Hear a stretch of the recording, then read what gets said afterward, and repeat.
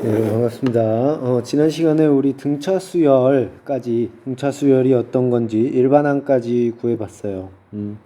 그래서 등차 수열은 뭐였냐면, A에는, A 플러스 N-1의 D 형태, D는 공차, A 첫째 양,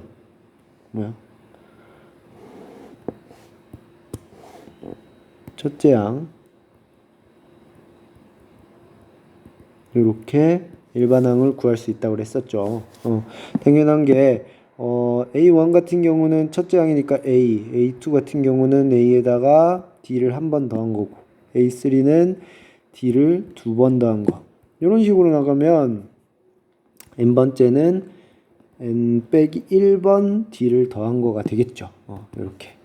이렇게 이해가 됐었죠. 그래서 오늘은 이걸 가지고 문제를 좀 풀어보고 등차 수열의 합을 한번 구해보도록 하겠습니다. 자, 셋째 항이 11이래요. 그러면 A 플러스 2D가 11. 그리고 일곱째 항이 A 플러스 6D가 23. 그러면 이거 연립하면 A와 D가 나오고 AN, 즉 일반항을 구할 수 있겠죠. 빼주면 4D는 12, D는 3. 그리고 A는 3이 6이니까 5가 되네요. 그래서 5 플러스 3의 n-1. 요거는 3n 플러스 2가 되네요. 이게 AN이 되겠죠. 이렇게 구할 수 있겠죠. 그래서 3 실제로 집어넣으면 9 플러스 2니까 11. 세 번째가 11이 나오는 거죠. 제3항이. 네. 이렇게 일반항을 이용해서 문제들을 해결할 수 있습니다. 여러분들 나머지 문제들 한번 해보시고요. 이런 것들도 한번 해볼 수 있겠죠. 첫째 항이 15, 공차가 마이너스 2인 등차 수열 A에는 15 마이너스 2의 n-1 이 형태, 즉 17의 마이너스 2n이 되는 거죠. 그게 처음으로 음수가 되는 거, 0보다 작다 라고 하면 n이 몇 이상? 2분의 17. 근데 n은 어쨌든 자연수니까 n은 아홉 번째가 첫 번째로 되겠죠. 그쵸?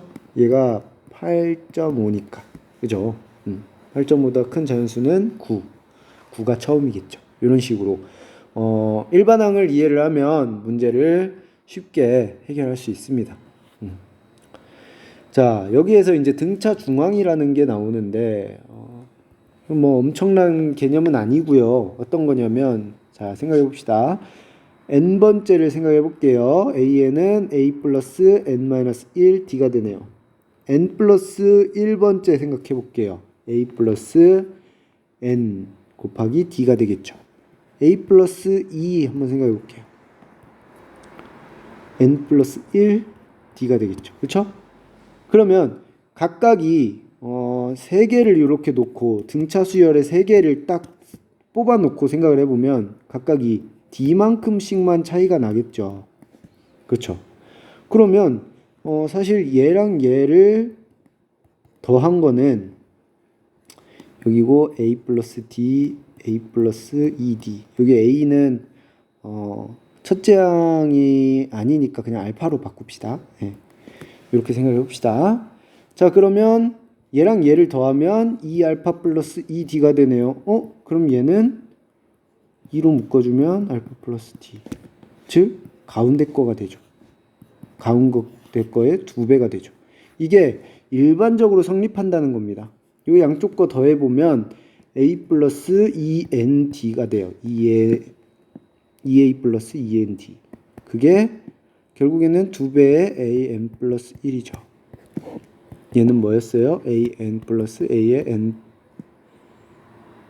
플러스 2가 됐죠.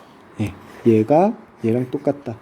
즉, 등차 수열에서 임의로 3개를 딱 뽑아 놓으면 그 3개 중에서 이제 차례대로 뽑아야겠죠. 뭐 이렇게 띄움띄움 뽑는 게 아니라 차례대로 3개만 딱 뽑으면 그 양 끝단에 있는 거를 더했을 때 가운데 거에 2배가 된다. 이런 겁니다. 그게 등차 중앙이다라고 얘기를 해요.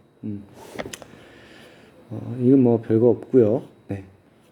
그걸 이용해서 문제들을 해결할 수 있다 이런 겁니다. 한번 해결해 보세요. 이것도 문제가 많이 나오니까. 오늘 중요한 내용은 사실 등차 수열의 합입니다.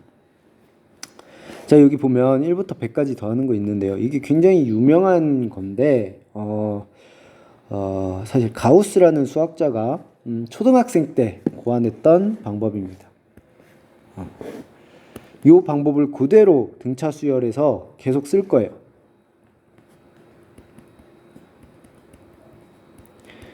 등차 수열의 한 예죠. 하나씩 더해서 만들어진 수열이잖아요. 그거를 100가지를 더한다고 해봅시다.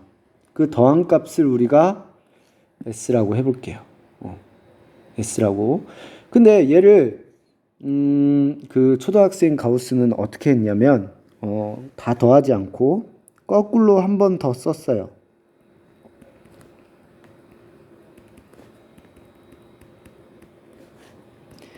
자, 거꾸로 더했어도 어차피 값은 어떻다? 똑같을 겁니다.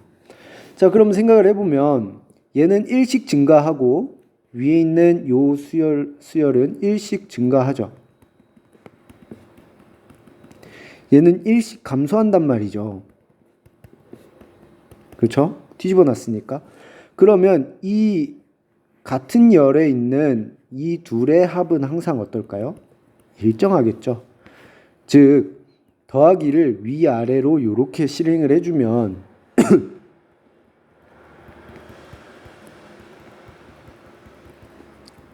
똑같은 102를 몇 번 더해 준 건가요?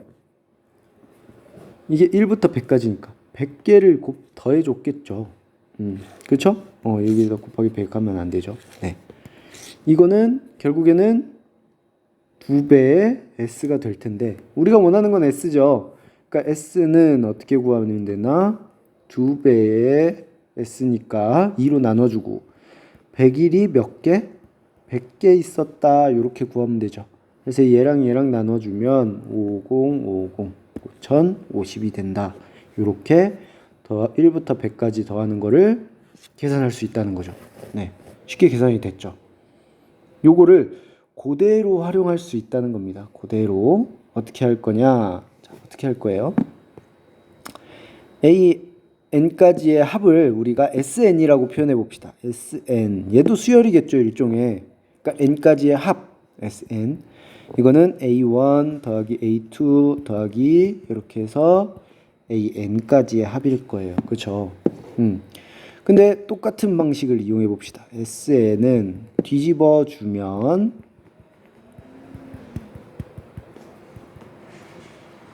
이렇게 될 거예요.